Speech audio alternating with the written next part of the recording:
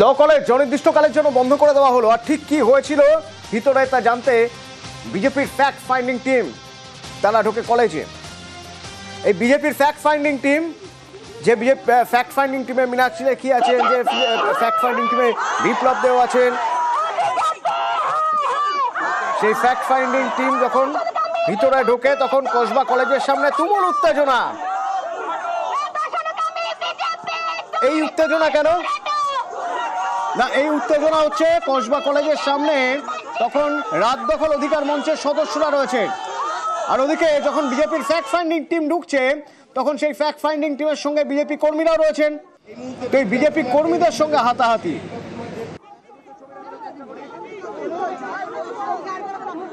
এর আগে যখন কলকাতায় ফ্যাক্ট ফাইন্ডিং টিম আসে তখন বিপ্লব দেব কি বলেন আপনাদের শোনাবো, এবং তার পাশাপাশি শোনাবো শশী পাজা বিজেপির এই ফ্যাক্ট ফাইন্ডিং টিম নিয়ে কি বলছেন।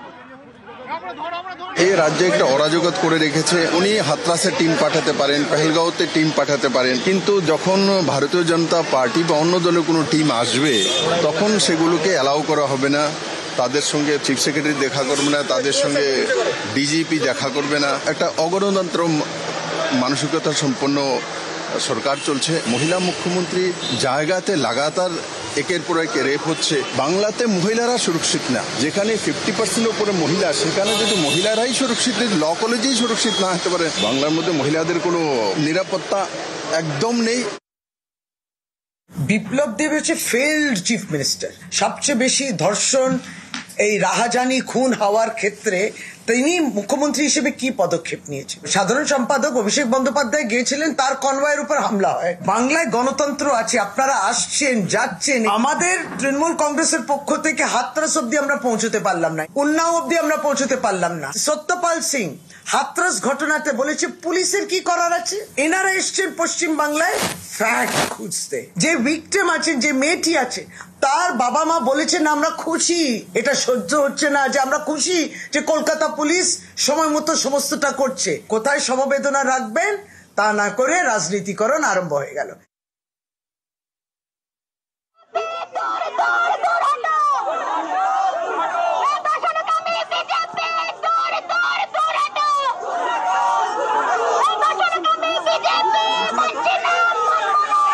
দু 2013 থেকেই ওর কাহিনী আছে। পশ্চিমবাংলা সরকারের তৃণমূল কংগ্রেসের সমস্ত নেতাগুলির সঙ্গে ওর ছবি প্রমাণিত করে।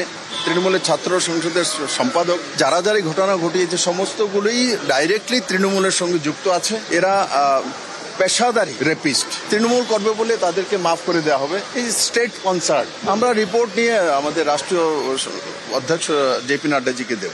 স্বরাষ্ট্রমন্ত্রী নিশ্চিত ওনাকেও যাবে। কেউ কাউকে রক্ষা করছে না, কেউ পারও পাবে না। ওদের রাজ্যগুলোতে আইন নেই, যে সাক্ষী দেবে তাকেই মেরে দিল, অ্যারেস্ট তো হয়েছে, কেউ তো পার পায়নি। কার মনের মধ্যে কি আছে তার দায়িত্বটা আমরা রাজনৈতিক দল হিসেবেও নিতে পারি না, একজন নাগরিক হিসেবেও নিতে পারি না। 2022-এর পরে সে কিন্তু কোনো কমিটি কিংবা সংগঠনে ছিল না। যখন অপরাধ করেছে, কমপ্লেন্ট এসছে, স্টেপস হ্যাভ বিন টেকেন। আমাদের কোনো সমর্থনই নেই, এই রকম লোক আমাদের প্রয়োজনই নেই। তাদেরকে তৃণমূল কংগ্রেস করতে হবে না। তৃণমূল কংগ্রেসকে বদনাম করছেন, তৃণমূল কংগ্রেসকে ব্যবহার করা হচ্ছে, এটা চলতে পারে না। একদিকে ভিতরে ফ্যাক্ট ফাইন্ডিং টিম, আর বাইরে যখন ফ্যাক্ট ফাইন্ডিং টিম ভিতরে ঢুকছে তখন দেখা গেল বিজেপি কর্মীদের সঙ্গে, হ্যাঁ, ওখানে যে যারা রয়েছেন, যারা রাত দখলের যারা রয়েছেন তাদের সঙ্গে ওখানে হাতাহাতি শুরু হয়ে গেল।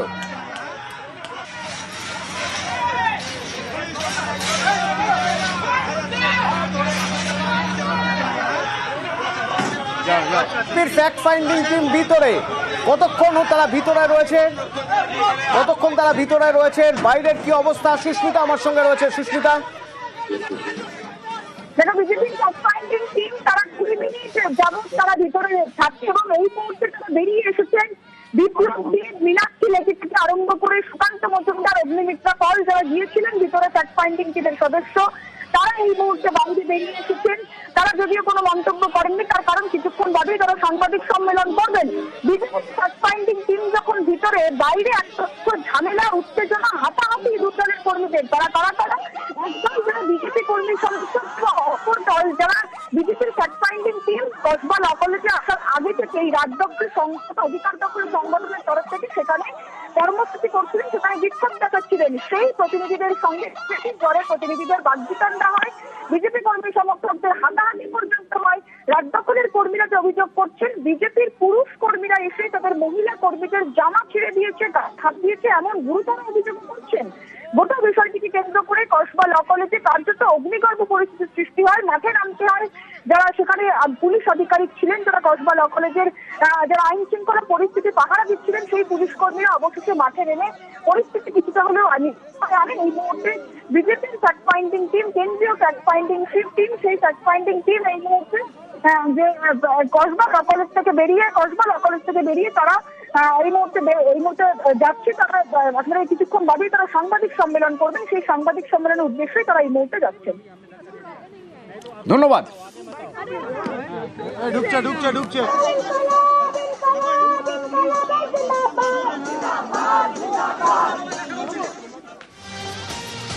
রাজারহাটের জলাশয় ভরাট মামলা, সেই জলাশয় ভরাট মামলা নিয়ে হাইকোর্ট পর্যন্ত জল গড়ায়। কেননা প্রথমে গ্রিন ট্রাইব্যুনালের যে আদেশ ছিল, সেই আদেশ নির্দেশ অগ্রাহ্য করা হয়েছে বলেও অভিযোগ উঠেছিল। রাজারহাটের 5 বিঘা জলাশয় ভরাট মামলায় হাইকোর্টের ডিভিশন বেঞ্চে এবার বাসিন্দারা জিতলেন।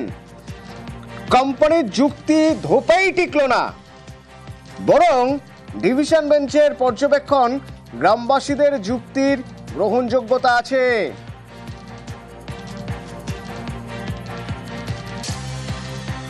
অর্ণব আছে আমার সঙ্গে হাইকোর্ট চত্বর থেকে। অর্ণব, রাজারহাটের 5 বিঘা জলাশয় ভরাট মামলায় বাসিন্দারা, এলাকার মানুষ হাইকোর্টের ডিভিশন বেঞ্চে জিতে গেলেন, তাদের ফেভারে গেল কেস। ডিভিশন বেঞ্চের পর্যবেক্ষণ কি? দেখো, বিচারপতি সুব্রত চক্রবর্তী এবং ঋতব্রত কুমার মিত্রের ডিভিশন বেঞ্চ আজ বেঞ্চের নির্দেশ বাতিল করে দিয়েছে। অর্থাৎ যেখানে কোম্পানি পুলিশের সাহায্য নিয়ে ওই পুকুর ভরাট করবে বলে, কনভার্সেশন সার্টিফিকেট অনুযায়ী কাজ করবে বলে অনুমতি আদায় করে নিয়েছিল, সেই একক সম্পূর্ণ বাতিল করে দিল এবং মানুষের একক বেঞ্চে ফিরিয়ে দিল। এবং এক্ষেত্রে গ্রামবাসী বা স্থানীয় বাসিন্দাদের যে যুক্তি, সেই যুক্তির মধ্যে পড়তে হয়েছে। এই গ্রামবাসীদের বক্তব্য শুনে এই মামলার ফয়সলা করতে একক বেঞ্চকে পরামর্শ দিল ডিভিশন বেঞ্চ। একই সঙ্গে ডিভিশন বেঞ্চ যেভাবে ভর্ৎসনা করেছিল, অর্থাৎ এই কোম্পানি যারা 5 বিঘের পুকুর রাজারহাটে যেটা ভরাট করার চেষ্টা করছিল, গ্রামবাসীরা রুখে দিয়েছিল, এই কাজটিতে কোম্পানির বারবার বলা হচ্ছিল যে তাদের কাছে কনভার্সন সার্টিফিকেট রয়েছে। কিন্তু কোন কনভার্সন সার্টিফিকেট? যে মামলা এই মুহূর্তে যার 11 জুলাই শুনানি রয়েছে, এই পুরো চ্যাপ্টারটাকে সম্পূর্ণভাবে একক বেঞ্চে লুকিয়ে কেন রাখলো কোম্পানি? যারা সৎ উদ্দেশ্য নিয়ে যদি কাজ করবে, প্রশ্ন তুলেছিল ডিভিশন বেঞ্চ। আজকে সেই প্রশ্ন তোলাটাকেই মান্যতা দিয়ে একক বেঞ্চের নির্দেশ খারিজ করে গ্রামবাসীদের আবেদনটাকে অ্যাকসেপ্ট করলো, এরাও করলো। এবং একই সঙ্গে যেহেতু কোম্পানিটা ইতিমধ্যেই লেখা দিয়েছে, আন্ডারটেক করেছে ডিভিশন বেঞ্চের কাছে, মামলার নিষ্পত্তি না হওয়া পর্যন্ত তারা কোনো কাজ করবে না। ওই ভরাটের যে আপাতত ডিভিশন বেঞ্চের পর্যবেক্ষণে সম্মতি থাকবে। ধন্যবাদ। এবং এই পুকুর ভরাট রুখতে আগেই কড়া পদক্ষেপের কথা বলেছিলেন মুখ্যমন্ত্রী মমতা বন্দ্যোপাধ্যায় বিধানসভা থেকে, এবং হুঁশিয়ারি দিয়েছিলেন কোথাও পুকুর ভরাট হলে কড়া পদক্ষেপ করা হবে।